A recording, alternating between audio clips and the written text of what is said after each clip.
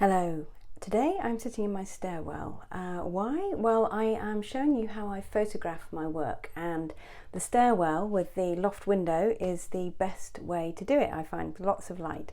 So if you like the video, do click subscribe and like the video, and there's lots more work to see and video courses to buy at ruthander.co.uk. So this is my photographing setup. I am at the top of my stairs on the 3rd floor, and we've got a big Velux window here. And I have found that it's just perfect for the amount of light that you need for photographing in natural light. So if you can, try and find a space that has lots of natural light, ideally kind of coming from the side and above.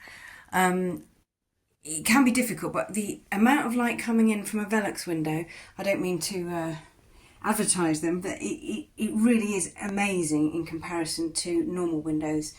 And what you're aiming for is probably trying to pick a day when it's slightly overcast. So just like this one here, it's overcast.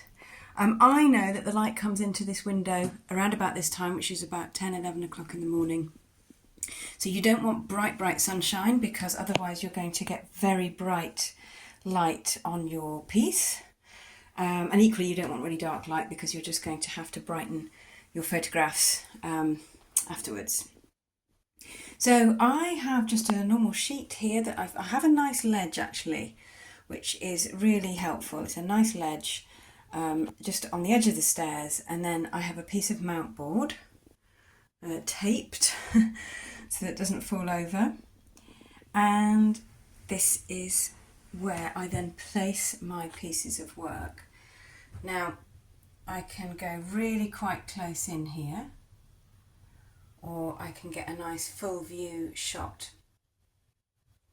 Now if you want to, you can use a tripod, and I have one here. It just doesn't quite work for me in terms of where I need to be to take photographs. So because it needs to be kind of here, and I could put a pile of books there and hold it up, but actually I find that holding it by hand is fine, generally speaking, unless you've got, kind of, you're a bit shaky.